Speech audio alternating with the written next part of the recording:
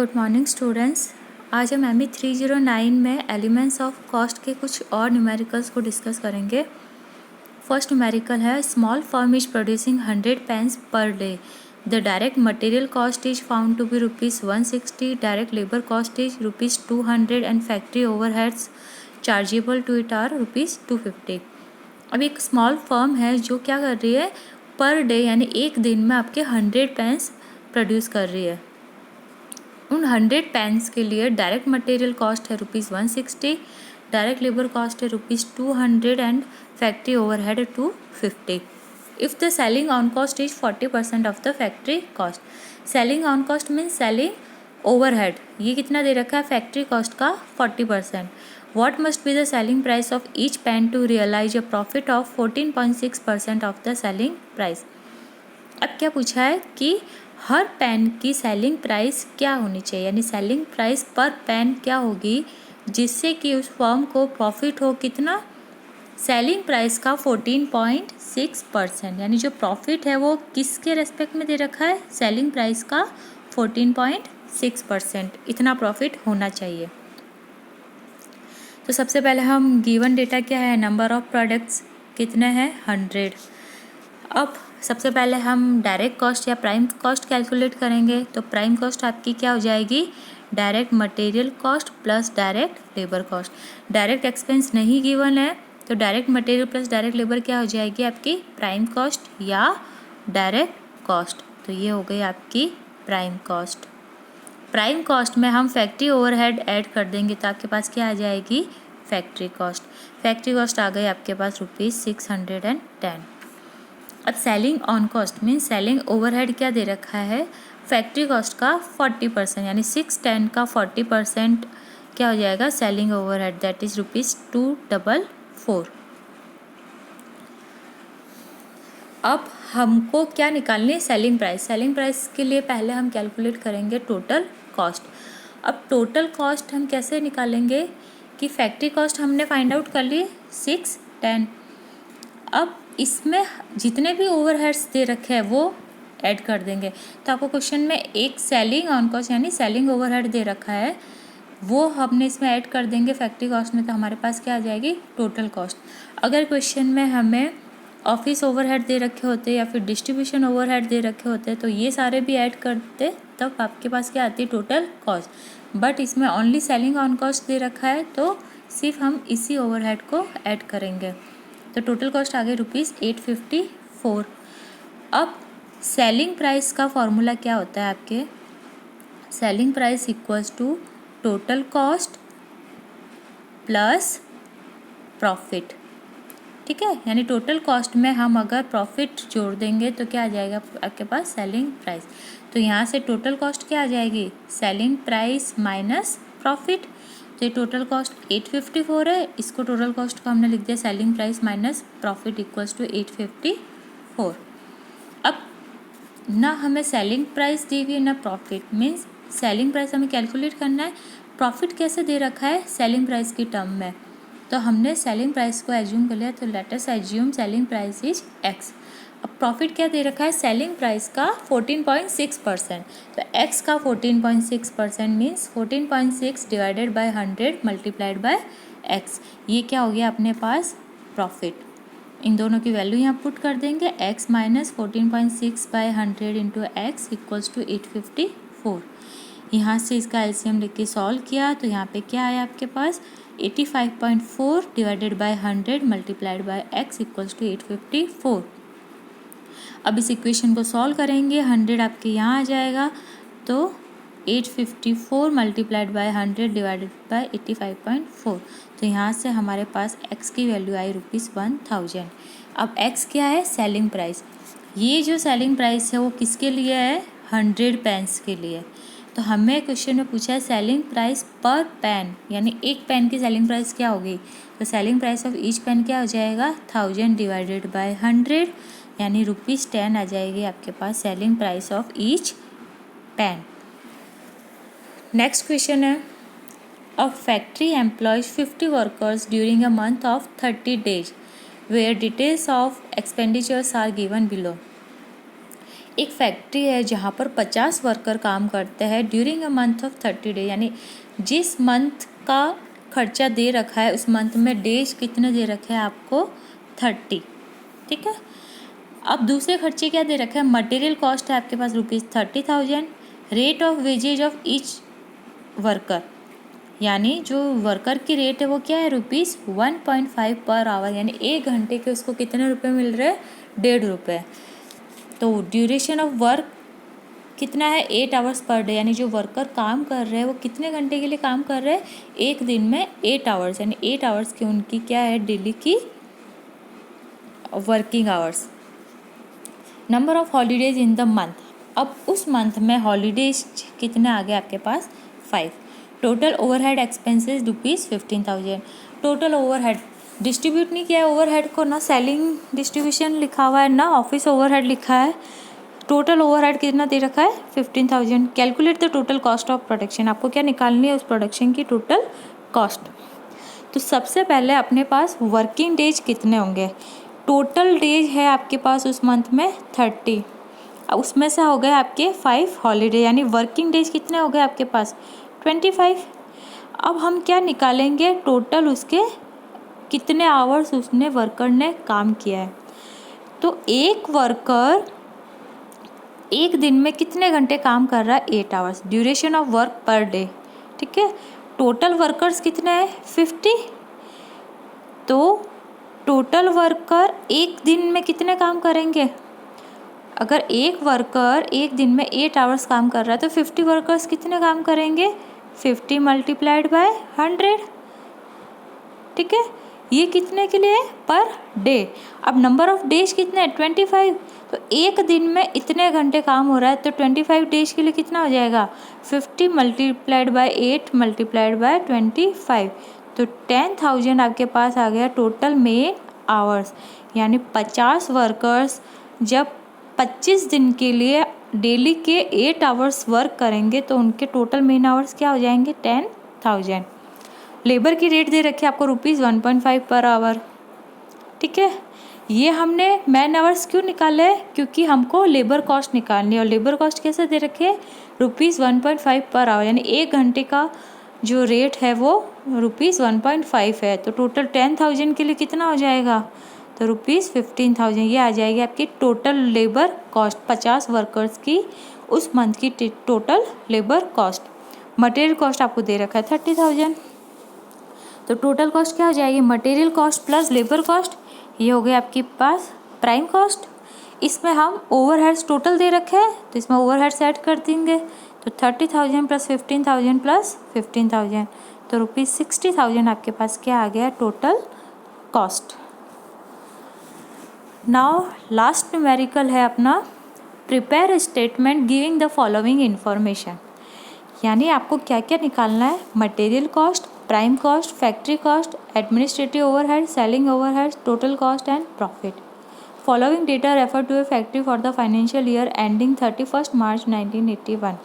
अब एक फैक्ट्री है जिसका फाइनेंशियल ईयर जो एंड हो रहा है 31 मार्च 1981 को, उस फैक्ट्री में जो सारे खर्चे हैं वो आपको दे रखे हैं।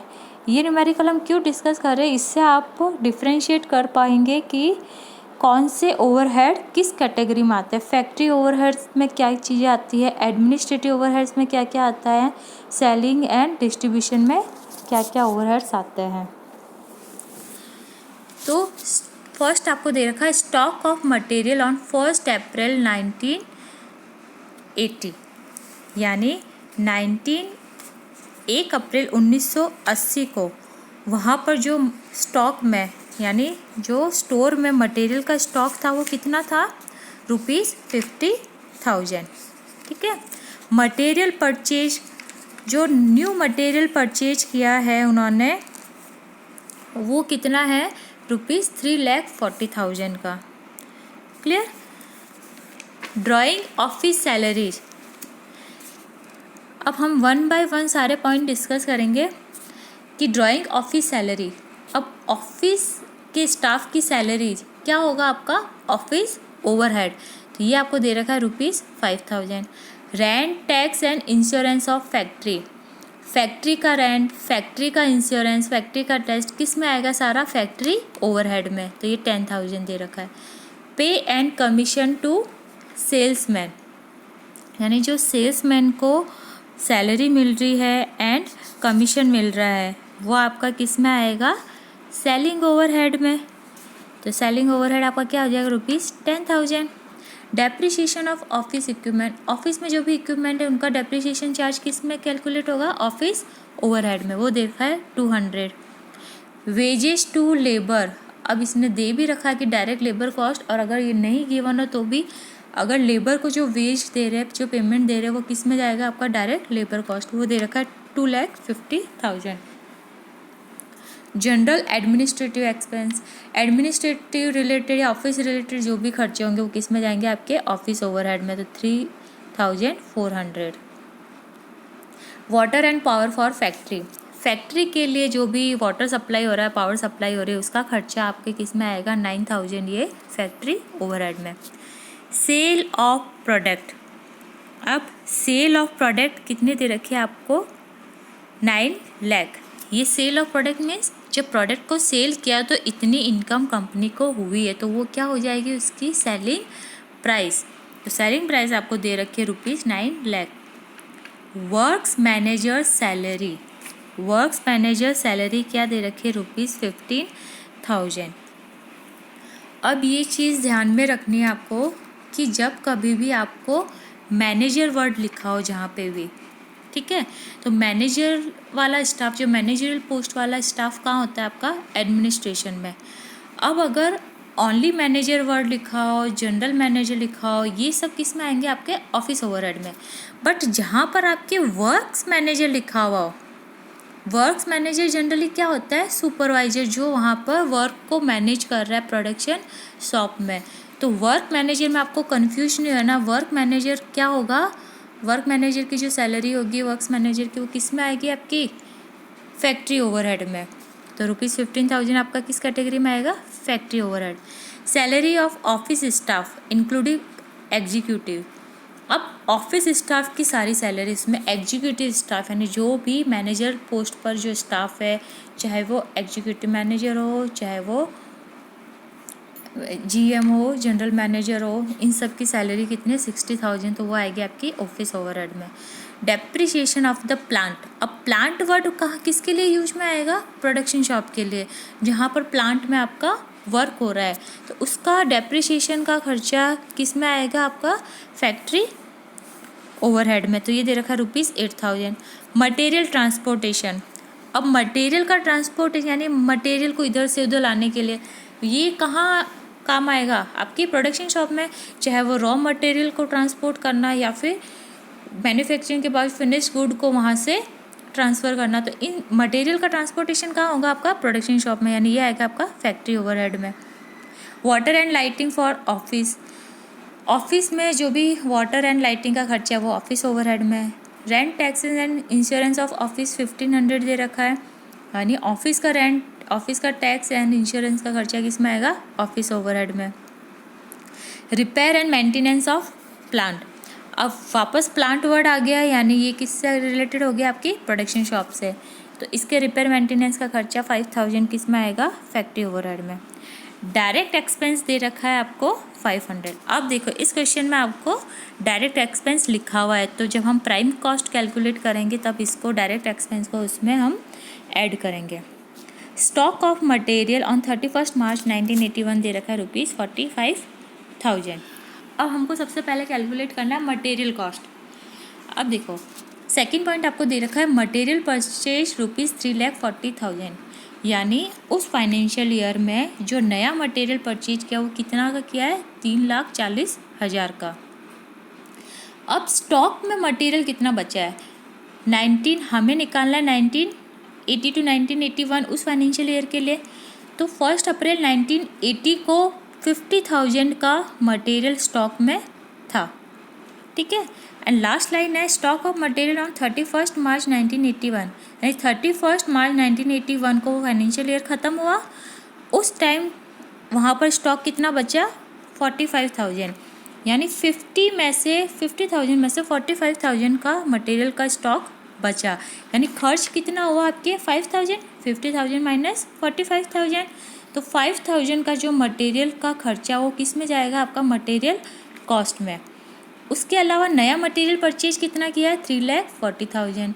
तो 5,000 प्लस 3,40,000 मीन्स 3,45,000 आपकी क्या हो जाएगी, मटेरियल कॉस्ट। तो यहाँ पे देखिए मटेरियल कॉस्ट के लिए स्टॉक ऑफ मटेरियल ऑन 1 अप्रैल 1980 में से stock of material on 31 March 1981 को माइनस किया, प्लस उसमें न्यू मटेरियल परचेज किया, उसका खर्चा ऐड कर दिया। तो आपके पास आया ₹3,45,000। अब हमें कैलकुलेट करना है प्राइम कॉस्ट। प्राइम कॉस्ट होता है आपकी direct material plus direct labour plus direct expense. Material cost आपकी यहाँ से आ गई।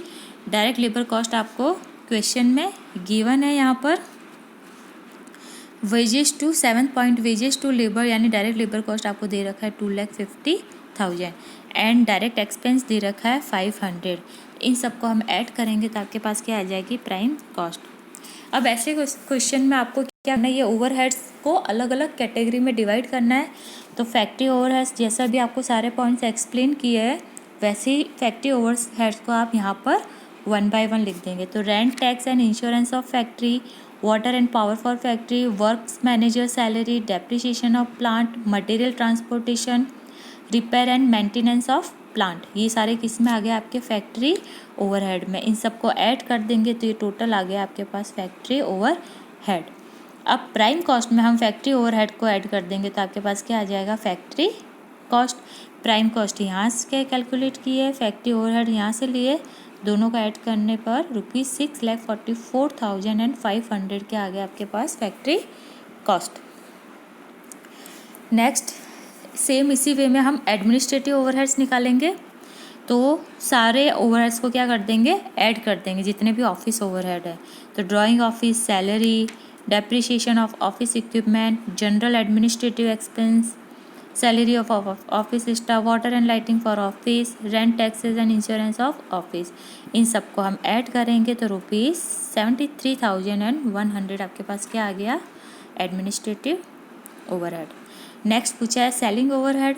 तो सेलिंग ओवरहेड आपको ओनली 1 दे रखा है, क्योंकि जो सेल्समैन को जो पेमेंट किया जा रहा है, जो सैलरी दी जा रही है, वो किस में आएगा, आपका सेलिंग ओवरहेड में ₹10,000। अब टोटल कॉस्ट क्या हो जाएगी, यहाँ तक हमने फैक्ट्री कॉस्ट निकाल दी।